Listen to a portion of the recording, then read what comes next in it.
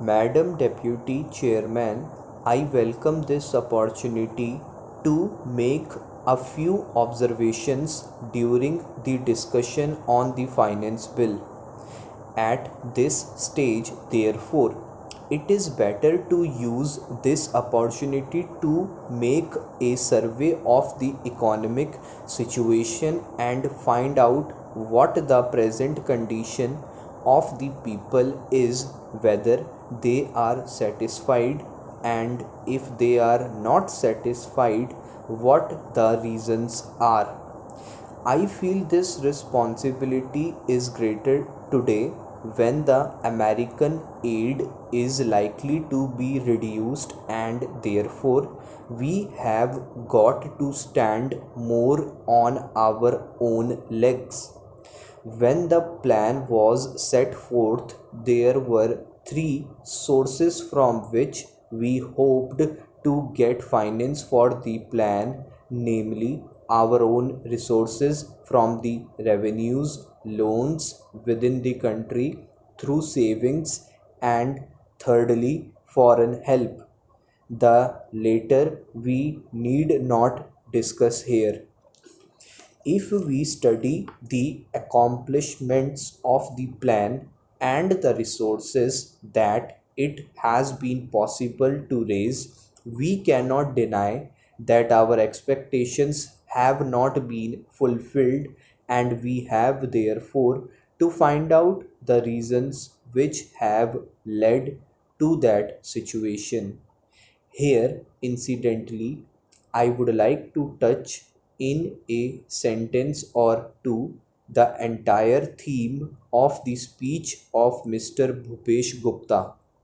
It is very easy to say this should be done or this could have been done from the opposition point of view, but I would like to ask him a question and he can reply to it later in some other speech, whether in Russia it would be possible for anybody, not in the debate in the parliament but even outside, to utter a single sentence against the government policy. In our democratic setup, we have allowed the people to criticize government policies.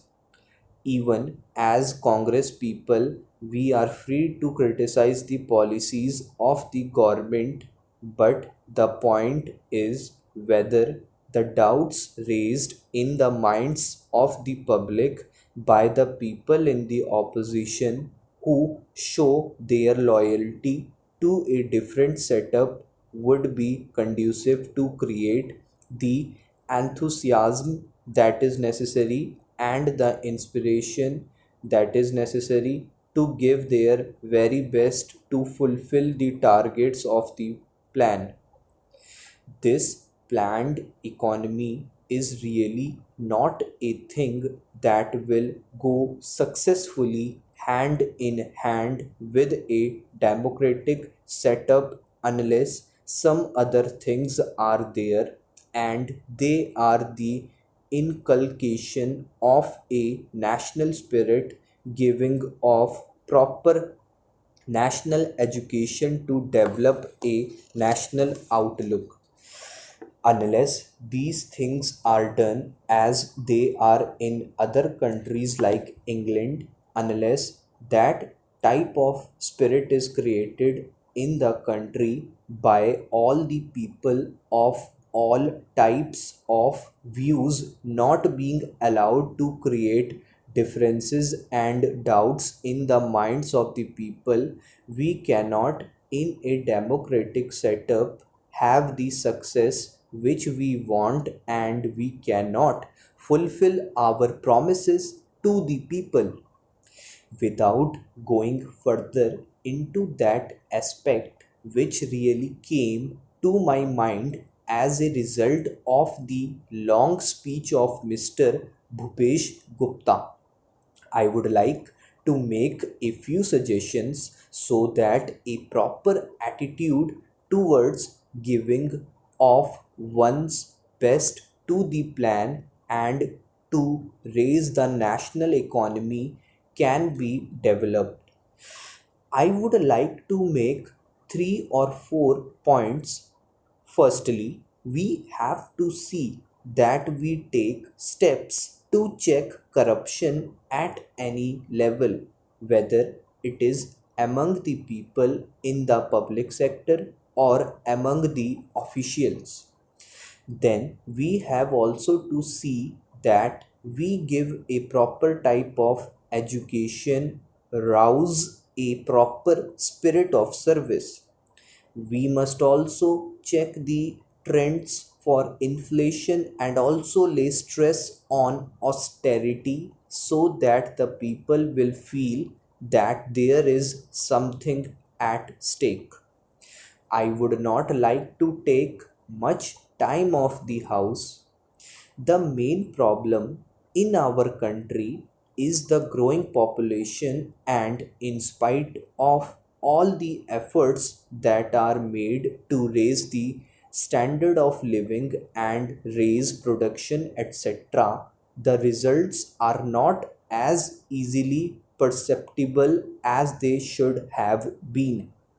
That is a separate problem by itself, but in spite of that, it is possible for the government to show better results if the government were to undertake immediately and see that some of the promises that are made, the acts that are passed, and the plans that are drawn up are properly implemented.